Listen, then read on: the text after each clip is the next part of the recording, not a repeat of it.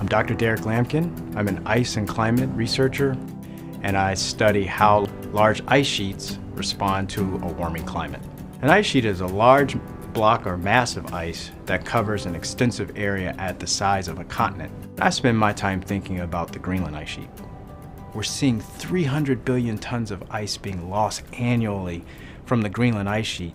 That's ice mass being dumped right into the ocean and making a direct contribution to sea level rise. So we're very much concerned about what the long-term health of Greenland is going to be. When you look at a large block of ice like Greenland, it might appear to you as if it's not moving at all. But it turns out that ice moves very slowly. The ice sheet moves from the center to the edges like a conveyor belt and breaks off into large blocks, which go into the ocean and melt. What we're most concerned about in a warming climate is how fast that ice is moving to the edges and how much contribution the ice is making to sea level rise. Here's the inside of one of the main tents at Swiss Camp.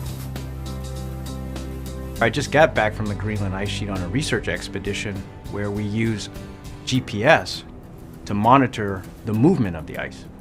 GPS operates just like it does in your car. It tells you your accurate location on the Earth's surface at any moment that you're moving.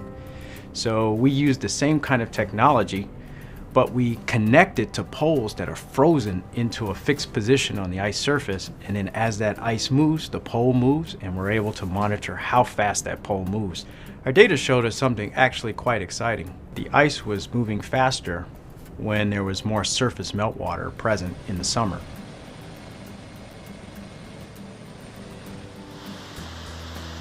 I became very much interested in understanding how much surface meltwater is being produced, how it flows across the ice sheet's surface, and how it makes its way into the ice sheet. Your job will be to help us map out these blue dots, which you can clearly see in the satellite image here. My students help me do this by utilizing images collected from satellites that are in orbit that take pictures of the Earth's surface. What'll look like maybe one channel is actually a network of interconnected. We're able to identify where the lakes are, where the channels are, and we can map out and understand how much they change and how much water they deliver into the ice sheet and its impact on the ice movement towards the ocean.